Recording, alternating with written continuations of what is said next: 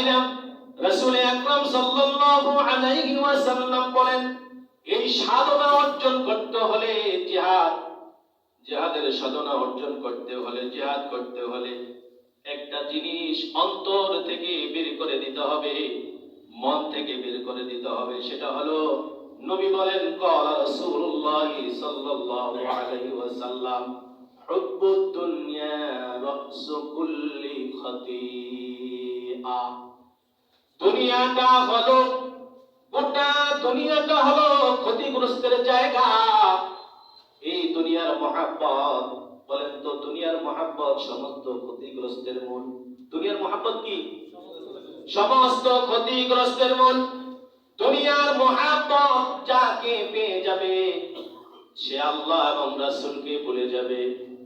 নবীর উম্মত ভালো করে শুনেন, হযরত সালেহ আলাইহিস সালাতু ওয়াস সালামের জামানায় ইভেন কি সব নবীরা যখন আল্লাহ পাক প্রত্যেকটা জামানায় জামানায় নবীদেরকে পাঠানো হয়েছে, নবীদেরকে একটা উদ্দেশ্য করে পাঠানো হয়েছে, যাও, আমি আমার বান্দাগুলাকে সৃষ্টি করেছি, বান্দাগুলা উল্টা পাল্টা চলতেছে, তোমরা গিয়ে এক আল্লাহর দাওয়াত দিবে।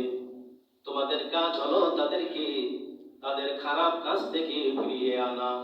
এটাই হবে তোমাদের মকসদ, এটাই হবে তোমাদের কাজ। প্রত্যেক নবীরে এমন বার্তা দিয়ে তাদেরকে পাঠানো হয়েছে।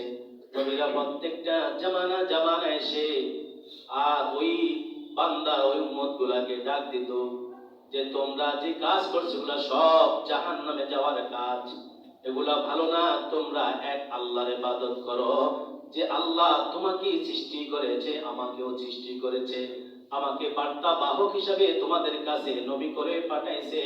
আমি যা বলছি সব সত্য, তোমরা ফিরে আসো ধর্মের দিকে। বলেন সুবহানাল্লাহ। কিন্তু যারা যে কাজ করত, তারা সেই কাজের মধ্যেই মশগুল থাকতো। এরকম ভাবে নবীরা দাওয়াত দিতেন, নবীরা অনেকেরই বুঝাইতেন, কিন্তু যারা শুনতো তারা কামিয়াব হইতো, আর যারা শুনতো না, আল্লাহ পাক তাদেরকে সব মনে ধ্বংস করে দিয়েছেন। বলেন সুবহানাল্লাহ। এই নবীর উম্মত ৬টা জাতিকে এই পৃথিবী থেকে আল্লাহ চিরতরে সমূলে একদম সকলকে আল্লাহ সমূলে ধ্বংস করে দিয়েছেন। যারা এই নবীদের কথা শুনেছেন তাদেরকে আল্লাহ সামান্য এমন ইতিহাস আছে, কুড়ে ঘরের মধ্যে রেখে তাদেরকে বাঁচাইয়া দিয়েছেন। আর বড় বড় অট্টালিকা, প্রাসাদ তাদের তৈরি ছিল, ওই প্রাসাদ গুলো আল্লাহ জমিনের মধ্যে এমন ভাবে ডাবাইয়া দিয়েছেন যে এখানে যে আগে যত বড় বড় প্রাসাদ ছিল মোটেই বোঝা যায় না।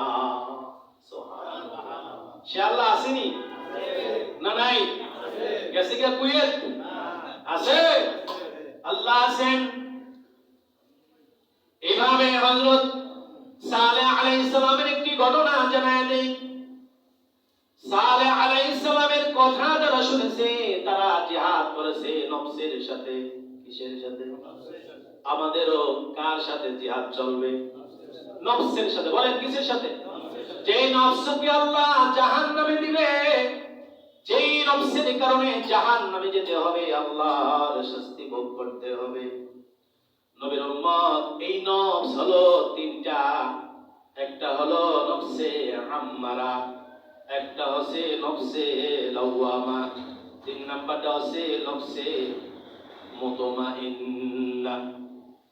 নফসে আম্মারা হলো ওই নফস, যেই নফস শুধু কুপ্রবৃত্তির দিকে ডাকে, গুনার দিকে ডাকে, অপরাধের দিকে ডাকে, এক কথায় অশ্লীলতার কাছে শুধু তাকে ডুবাইয়া রাখে।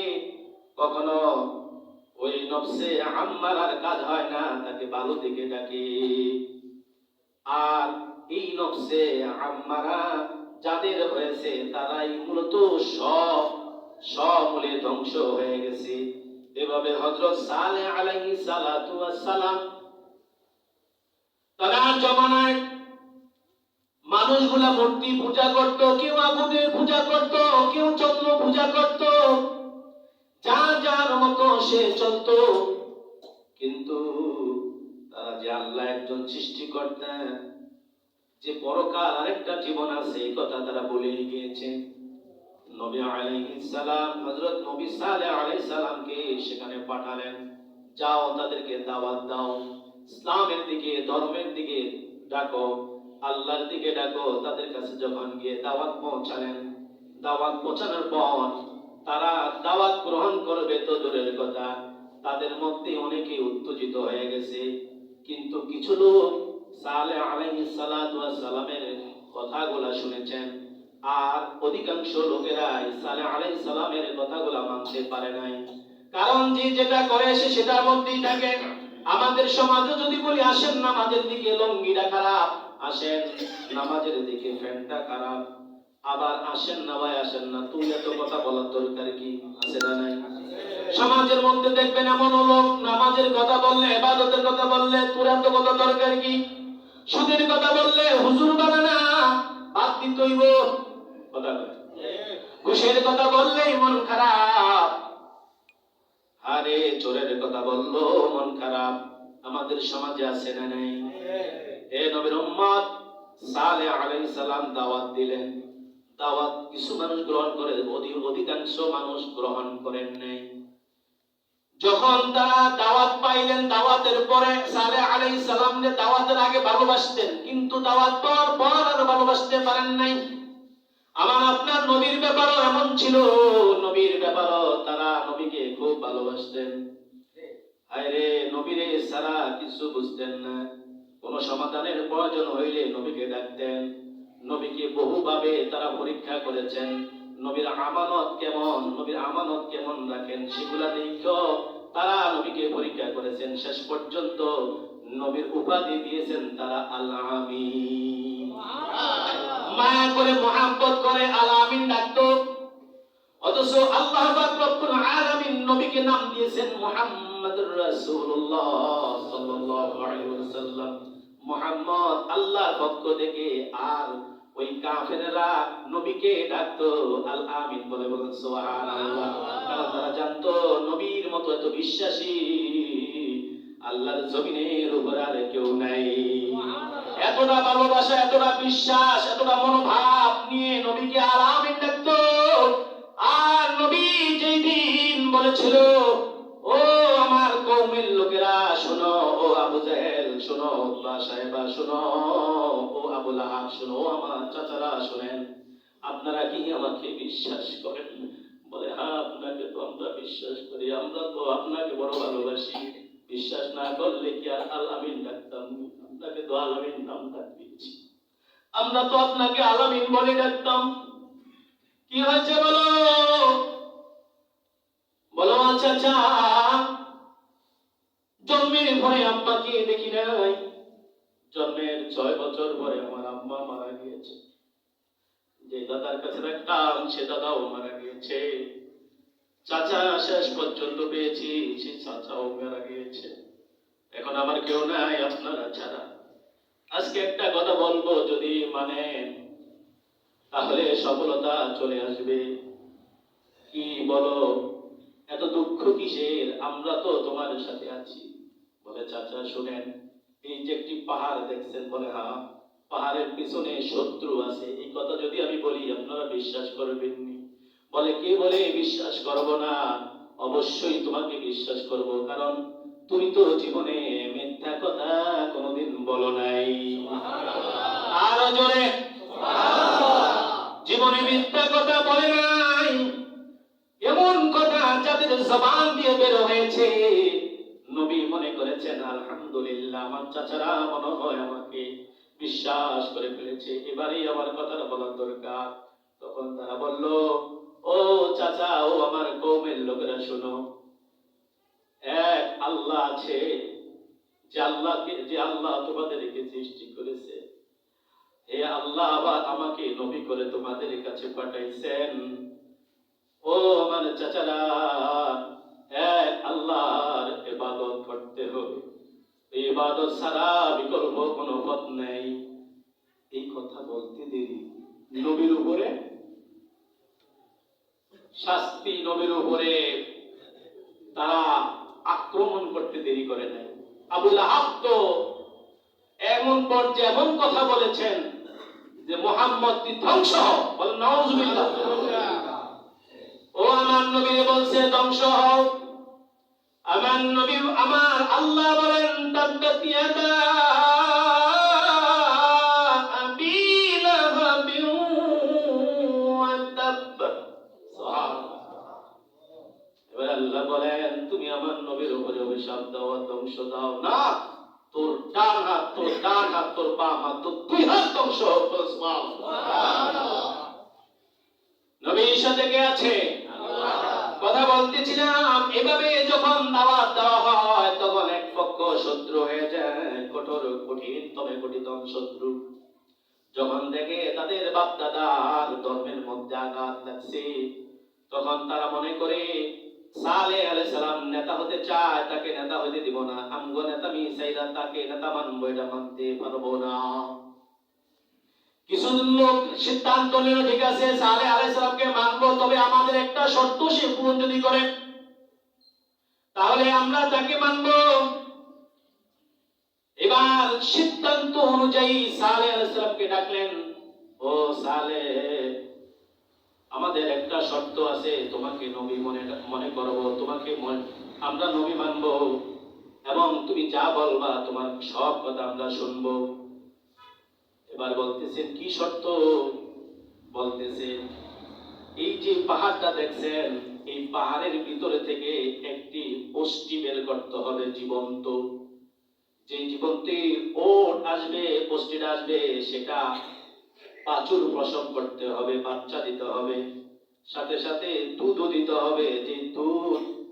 যে দুধ দহন করে আমরা আমাদের জীবিকা পরিচালনা করব। যদি আপনি পাহাড় থেকে, পাথর থেকে যদি একটি অস্থি বের করে দিতে পারেন তাহলে আপনাকে নবী স্বীকার করব। শুনছেন কিরকম শর্ত?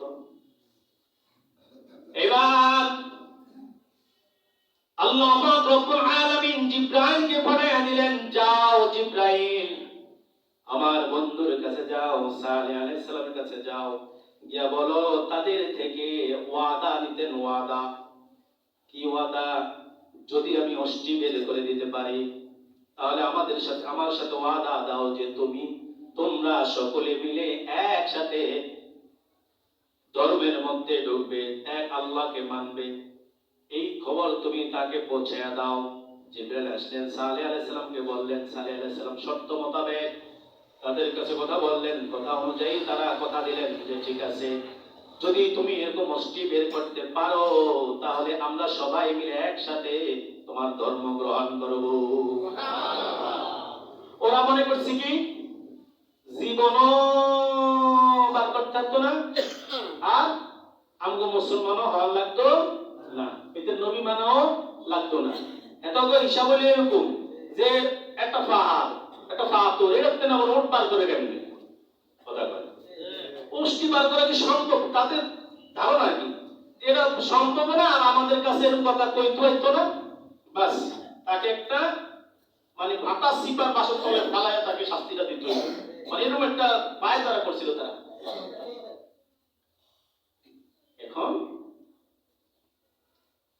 কথা অনুযায়ী বলছে আচ্ছা ঠিক আছে অসুবিধা নাই, আমরা তোমার কথা সব মানবো যদি তুমি এই অস্থি বের করে দিতে পারো। সালেহ আলাইহিস সালাম সাথে সাথে 2 রাকাত নামাজ পড়েছেন। কয় রাকাত? 2 রাকাত। আল্লাহর কাছে চাইতে হলে কি করতে হয়? জোরে বলেন, ওয়াস্তাঈনু বিস-সাবরি ওয়াস-সালাত। আল্লাহ বলেন বান্দা নামাজের সাথে ধৈর্যের সহিত আমার কাছে চাও। নামাজের আর ধৈর্য দুই জিনিসের বিনিময়ে আল্লাহর কাছে চাইলে আল্লাহ সেটা কবুল করে। 2 রাকাত নামাজ পড়ে বলেন, আল্লাহ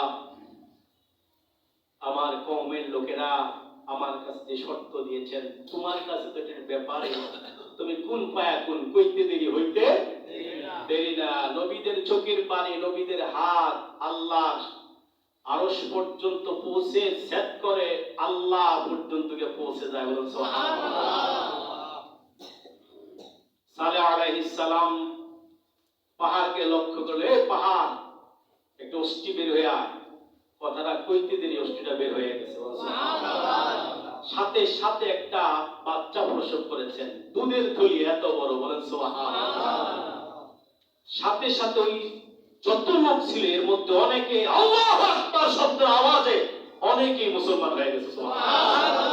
যখন দেখতেছে মুসলমানের সংখ্যা বেড়ে দিতেছে, ওরা একবার আর একজন দেবে না সামনে, আগাবো না, আপনাদের ধর্ম বলে তোমরা এটা করবা, ও জাদু শব্দ দিয়ে কিছু মানুষকে ব্রেক করেছে। কিছু মানুষ ব্রেক হয়ে গেল, আর কিছু মানুষ সালেহ আলাইহিস সালামের কাছে চলে গেছে। সুবহানাল্লাহ। সালেহ আলাইহিস সালাম বলতেছে, শোনো, তোমরা না শর্ত দিলে আমার সাথে, বলে দিছি, তাতে কি হয়েছে? মানে না। সালেহ আলাইহিস সালাম বলেছে, ঠিক আছে, এই যে অষ্টিটা দিলাম, এটা আল্লাহর অষ্টি, এটাকে দেখে রেখো, এটার জন্য কোনো কষ্ট দিবা না, এটার উপর যদি কোনো কষ্ট আসে, কষ্ট দাও তোমরা, তাহলে তোমরা সকলেই ধ্বংস হয়ে যাবে। এই কথা বলে সালেহ আলাইহিস সালাম চলে আসছেন। ঘটনা সংক্ষেপ করে দিই, শেষ পর্যন্ত কি ঘটনা হয়েছে দেখেন। মাঝখানে অনেক কিছু হয়েছে, এগুলো সব বাদ, শুধু শেষের কথাটা বলি। এই অষ্টিটার কাজ ছিল, সে এক সময় ওই এলাকাতে একটা কুয়া ছিল, তো এই অষ্টিটা খাইতো, তো এটা আল্লাহর অষ্টি, মানে আল্লাহ আসতে পুরা মানে এই ভূমিচারণ করে তিনি খাইতেন। এই অষ্টিটা কেউ খাওয়াইতে পারতো না। একটা কুয়া ছিল, কুয়ার ভিতরে একবার মুখ দিলে সব পানিগুলো একবার এক নিঃশ্বাসে চলে যেত। এই কুয়ার থেকে ওই কমের লোকেরও খাইতেন, তো যার কারণে তারা অতিষ্ঠ হয়ে গেছে। আবার চরমভূমিতে যখন যাইতেন অষ্টিদাস, এটার ভয়ে যাদের বকরি ছিল, ভেড়া ছিল, অন্যান্য পশু ছিল, সব পশুরা দৌড়ে চলে যেত। যার কারণে ওই সমাজে দুইজন মহিলা ছিল, খুবই সুন্দরী, এবং একজনের অনেকগুলো মেয়ে, আর একজনের কিছু মেয়ে। তখন তারা দেখলো যে এই অষ্টিটার কারণে তাদের ভূমিতে তাদের পশুগুলা টিকতে পারতেছে না, দৌড়ে দৌড়ে দৌড়ে চলে যায়, এরা অতিষ্ঠ হয়ে গেছে। এরা চিন্তা করলো, না, এই অষ্টিটা মেরে ফেলতে হবে, মেরে ফেলতে হবে। এখন কেমনে মারবো? তখন তারা সিদ্ধান্ত নিল, দুইটা যুবককে ঠিক করলো। দুই যুবকের একটা লোক দেখাইলো। লোকটা কি? যে আমরা তো সুন্দরী, তোমরা যদি অষ্টিটা মারতে পারো, তাহলে আমার মেয়ে এবং আমাদেরকে যা কি ইচ্ছা হয় তোমরা তার সাথে কি করতে পারবে? অশ্লীলতা কাজ করতে পারবে, ইউজ করতে পারবে, ব্যবহার করতে পারবে। এই সিদ্ধান্ত অনুযায়ী যুবক দিলে তো পাগল তার হয়ে গেছে, এত করতে হবে, তাহলে বুঝলেন না, অবৈধভাবে ব্যবহার পাইলে কে সারে। এখন যুবক দুইটাই আবার, আর এই মহিলাদের কথা আরো মানুষ এবং সমাজের মানুষ যারা এই যে এই ঘটনা দেখছে, তারা সহ সকলে মিলে, যদিও কিছু বলে নাই, মানে এদের সাথে একমত হয় নাই, কিন্তু মনে মনে কি ছিল? মাইরালাম শেষ করলাম, কথা কয় না। এই কথাটা টানার একটা পয়েন্ট এখানে খেয়াল করেন। আমাদের সমাজে ডিজে গান বাজে, আমাদের সমাজে বিয়ের গান বাজে, আমাদের ঘরের একটি বাড়ির ভিতরে সেখানে সারা রাত গান বাজনা চলতেছে, রমজানের চাঁদ উঠছে, খুশির ওই ঈদের আনন্দ। যে ঈদের রাতে ইবাদত করলে বান্দা মারা গেল, তার দিন মরবে না, সুবহানাল্লাহ। সে রাত পরে ডিজে গান বাজে, অথচ কোন মানুষ কিছু বলে নাই, কিছু বলে না। যা হ্যাঁ করতে ভাই, আমি কইতাম না যে হ্যাঁ করতে, আমি কইতাম। এই লোকেরা কইতাছে হ্যাঁ করছে, হ্যাঁ যদি বেরা তার আন্তর্জাতিক সমস্যা নেই, মারো কেন ডেরা মারলো, কেন চাইতাছে মারো, মারলিস একবার কি মেরে ফেলছে। শোনেন, মারার খবরটা গেছে সালেহ আলাইহিস সালামের কানে। সালেহ আলাইহিস সালাম বললেন, আয় আফসোস তোমাদের জন্য। অনুতাপ করে তিনি বলছেন যে কথাটা, সেই কথাটা সূরা হুদের 65 নম্বর আয়াতের মধ্যে আল্লাহ জানিয়ে দিয়েছেন বান্দাদেরকে। সুবহানাল্লাহ বলেন। তিনি বলছেন, তামাত্তাউ ফি দারিকুম সালাসাতা আইয়াম যালিকা ওয়া'দু গায়রু মাকযুব।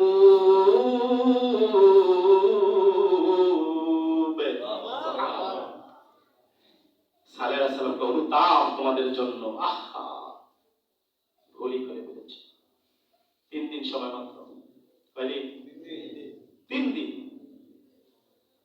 খাবার খেয়ে নাও, যত মজা আছে 3 দিন পর্যন্ত করো, যত মজা আছে 3 দিন পর্যন্ত করো, তোমরা যত ফুর্তি আছে 3 দিন পর্যন্ত করো, যত খাবার খাইতে মন চায় 3 দিন পর্যন্ত খাও। এই 3 দিন আল্লাহর সত্য, 3 দিনের মধ্যে তোমরা সব ধ্বংস হয়ে যাবে। এটা ছিল সত্য কথা। সুবহানাল্লাহ বলেন। এ আল্লাহ আসেনি? এই যে গান বাজাও যুবক, আল্লাহ আসেনি? একবার যদি তোমার উপর রাজি হয়ে যায় আল্লাহ, তুমি জানো না যে তোমার কি হবে। হয় স্ক্রিপ্ট হয়ে তোমার চেহারা জায়গা থাকবে না। মুসলমানের দেশে তো ফালতুমি বাজাবে আর তোমরা নর্তকী করবা, সেটা হতে পারে না। মুসলমান, আমরা মুসলমান, আমাদের সবচেয়ে বড় পরিচয় হচ্ছে আমরা মুসলিম মুসলমান। সুবহানাল্লাহ বলেন। কি বলেন? আমরা কি মুসলমান? কইতে কষ্ট হয় কি? আমরা মুসলমান। মুসলমান হয়ে মরার জন্য আল্লাহ বলেছেন, ওয়ালা তামুতুন্না ইল্লা ওয়া আনতুম মুসলিমুন। মুসলমান না হয়ে মরিও না, মুসলমান না হয়ে মরিও না। সুবহানাল্লাহ বলেন। সময় 3 দিন, কয়দিন? ওরা কইতাছে হায় হায়, এটা তো আমরা আগে সতর্ক বাণী দিয়েছিল।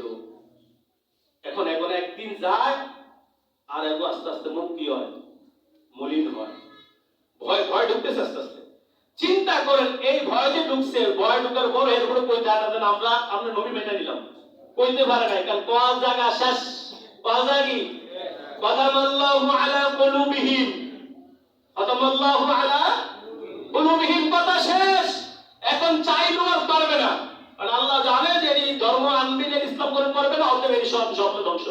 একদিন যায় মুখ মলিন, পরের দিন যায় মুখ লাল, তৃতীয় দিন তো একেবারে অবস্থা খারাপ।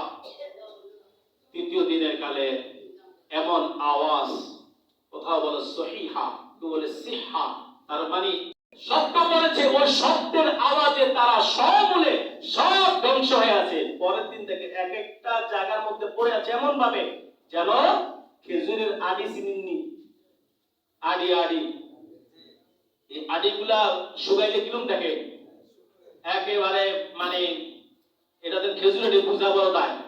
এরা এমন অবস্থা হয়ে গেছে যে এটাদের মানুষ ছিল, এটা বোঝাই যায় না। সুবহানাল্লাহ বলেন। বলছিলাম সাধনার কথা, জিহাদের কথা, অনেক সময় চলে যায়, অনেকগুলো কথা ছিল। যাই হোক, আমরা এই কথা, হে জান্নাতবাসীরা, যারা জান্নাতবাসী হবে ওদেরকে বলবো, হে আহলাল জান্নাহ, হে জান্নাতবাসীরা শোনো। বলবে, কাম লাবিস্তা ফিল আরদি আদাদা সিনিন, তোমরা দুনিয়ার জমিনে কতদিন থেকে আসছো? প্রশ্ন কি? দুনিয়ার মধ্যে কতদিন থেকে এসেছো? তখন আমরা বলবো কি? দেখেন, আমরা বলবো লিবাতালা ইয়াউমিন আও বা'দা ইয়াউম, আমরা একদিন অথবা দিনের কিছু অংশ থেকে আসছি। সুবহানাল্লাহ বলেন। এটা কাদেরকে প্রশ্ন করবে? জান্নাতবাসীদেরকে। কাদেরকে? জান্নাতবাসীদেরকে প্রশ্ন করবে, কয়দিন থেকে আসছো? বলবি কয়দিন? একদিন অথবা, আমরা কি একদিন থাকছি? আমাদের বয়স কত? 60, 70, 50, 20, 40, এরকম না ব্যাপারটা? 80, 90 বছর বয়সটা কত? একদিন তো। আচ্ছা, আল্লাহ কি সুন্দর কথা জবাব দিবেন, নাআম মা আজাদতুম ফি ইয়াউমিন আও বা'দা ইয়াউম, এই অল্প দিনের মধ্যে তো তোমরা ভালো সওদা করেছো। বলুন সুবহানাল্লাহ। তোমরা ভালো কিছু অর্জন করেছো। যাও রাহমাতি ওয়া কারামাতি ওয়া জান্নাতি, আমার রহমত, আমার বরকত এবং জান্নাতীদের সাথে তোমরা থাকো, মজা করে খাও। সুবহানাল্লাহ। আমরা কি সেই জান্নাত বাসিন্দা হতে চাই? জোরে বলেন চাই। আরো জোরে বলেন চাই। তাহলে আমাদের নফসকে মুতমাইন্না বানাইতে হবে। কি? নফসে মুতমাইন্না, যা আমাকে গুনার ভিতরে নিতেই পারবে না, শুধু নেক আমলের মধ্যে ডুবে থাকবে ইনশাআল্লাহ। আরো জোরে বলেন ইনশাআল্লাহ। আল্লাহ পাক আমাদের সবাইকে কথাগুলোর উপরে আমল এবং বুঝার তৌফিক দান করুন। সকল বলেন আমিন। ওয়া আলাইকুম আসসালামু আলাইকুম ওয়া রাহমাতুল্লাহ।